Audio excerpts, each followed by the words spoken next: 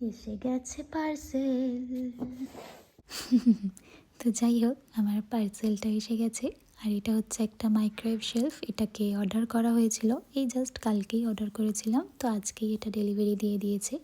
তো এই মাইক্রোওয়েভ শেলফটা খুব দরকার ছিল, কারণ মাইক্রোওভেনের জায়গাটায় আমরা তো যে মাইক্রোওভেনটা রেখেছি সেটা তো অবভিয়াসলি ওখানেই আছে, কিন্তু আমরা যে এয়ার ফ্রায়ারটা কিনেছি সেটার জন্য একটুখানি অসুবিধা হচ্ছিল ওটা কোথায় রাখবো, তাই এটাকে অর্ডার করা হয়েছে।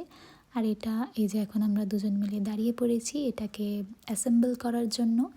তো চলুন এটাকে এবারে ঝটপট করে তাড়াতাড়ি রেডি করে নেওয়া যাক। এটা আমরা যেরকম যেরকম ইনস্ট্রাকশন ছিল আমরা সেটা দেখে দেখেই নিজেরা অ্যাসেম্বল করার চেষ্টা করছি। জানি না এটা আমরা ঠিক করছি কি না। তো চলুন এখন দেখা যাক এটাকে কত তাড়াতাড়ি ফিক্সড করা যায়, কারণ এখন আমাদের লাঞ্চের টাইমও। কিন্তু যেহেতু এটা খুবই ছোট একটা কাজ, তো ওই জন্য বললো কি না আগে আমরা এটা করেই ফেলি।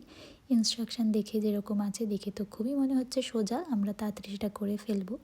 তো এখন আমার মনে হচ্ছে একটা ডাউট, সেই ডাউটটা হচ্ছে এটা কি আদৌ এই ভারী জিনিসগুলো ধরতে পারবে, সেটা নিয়ে এখন আমাদের মেন চিন্তা।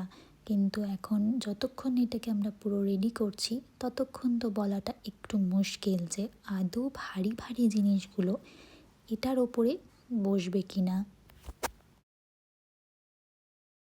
আর এই যে পুরো এই শেলফটা অ্যাসেম্বল করার পর এরকম দেখতে হয়েছে। এটা এক্সপ্যান্ড করা যায়, তো আমাদের যেহেতু খুব বড় দরকার নেই, তো আমাদের এই শুধু এয়ার ফ্রায়ারটা রাখার জন্যই জায়গা আমাদের দরকার ছিল।